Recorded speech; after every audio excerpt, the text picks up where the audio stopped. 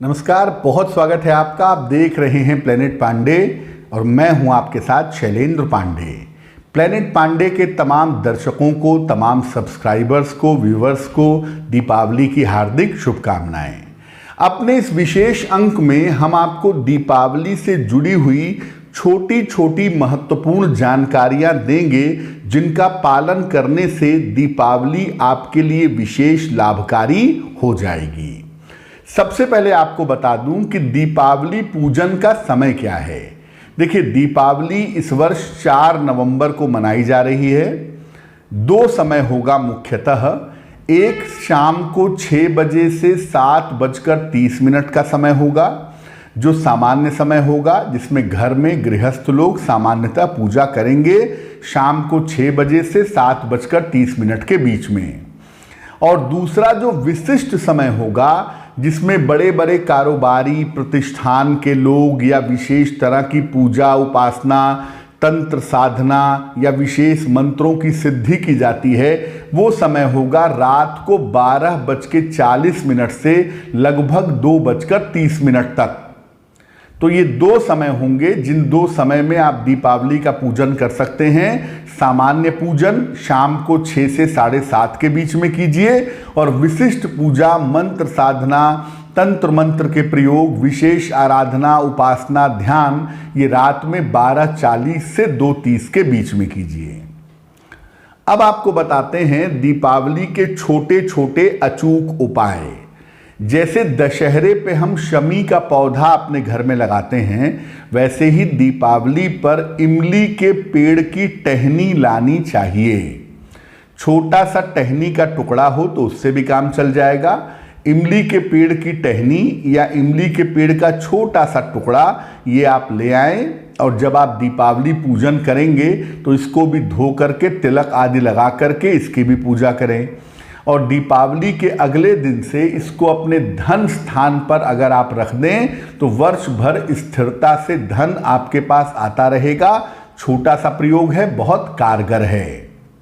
दूसरा प्रयोग, अगर आपको कर्ज से मुक्ति चाहिए, ऋणों से मुक्ति चाहते हैं और चाहते हैं कि पैसे का नुकसान अनावश्यक ना हो, व्यर्थ ना हो, तो दीपावली की मध्य रात्रि को जो समय आपको बताया, उस समय में आप हनुमान जी के सामने बैठ करके 11 बार हनुमान चालीसा का पाठ करिएगा।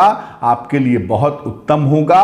कर्ज से, मुकदमे से, वाद विवादों से, पुरानी चली आ रही समस्याओं से आपको छुटकारा मिलेगा। अगर आप चाहते हैं कि आपके स्वास्थ्य की समस्याओं में सुधार हो और सेहत को लेके घर में कोई भी परेशान है या आप स्वयं परेशान हैं, तो दीपावली की रात को भगवान राम का स्मरण करिएगा और 3 बार राम रक्षा स्तोत्र का पाठ करिएगा, बहुत शुभ होगा।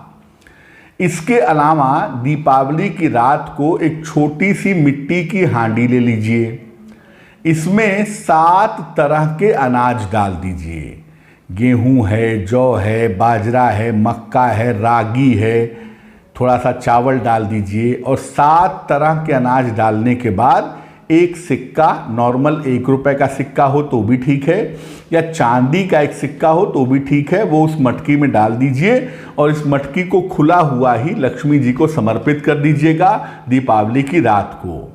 दीपावली के अगले दिन इस मटकी के मुंह को लाल कपड़े से बांध करके रख दीजिएगा और इस मटकी को अपनी रसोई में या जहां भी, जिस कमरे में आप रहते हैं या जहां आपका धन रहता है, वहां रख दीजिएगा।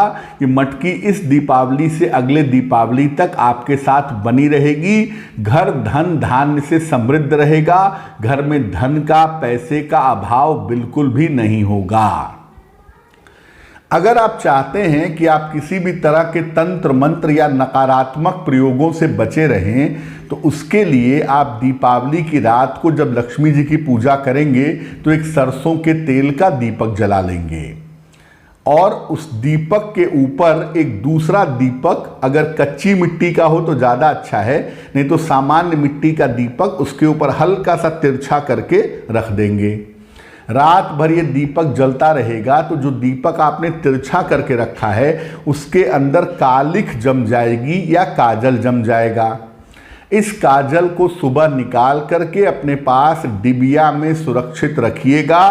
किसी भी महत्वपूर्ण काम के लिए जाना होगा, इस काजल को जरा सा कान के पीछे लगा लीजिएगा, आपका काम बन जाएगा। या बच्चों को नज़र बहुत लगती है, बच्चे बहुत बीमार होते हैं, तो बच्चों के कान के पीछे रोज़ नहाने के बाद जरा सा ये काजल लगा लीजिएगा।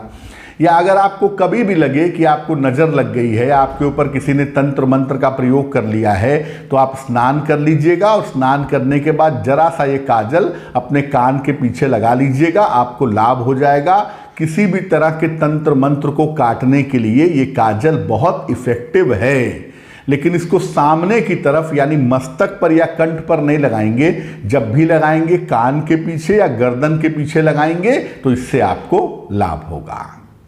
तो दीपावली हम सब के लिए शुभ हो, मंगलमय हो, इसी कामना के साथ मुझे दीजिए इजाज़त। आप देखते रहिए, बने रहिए प्लेनेट पांडे के साथ।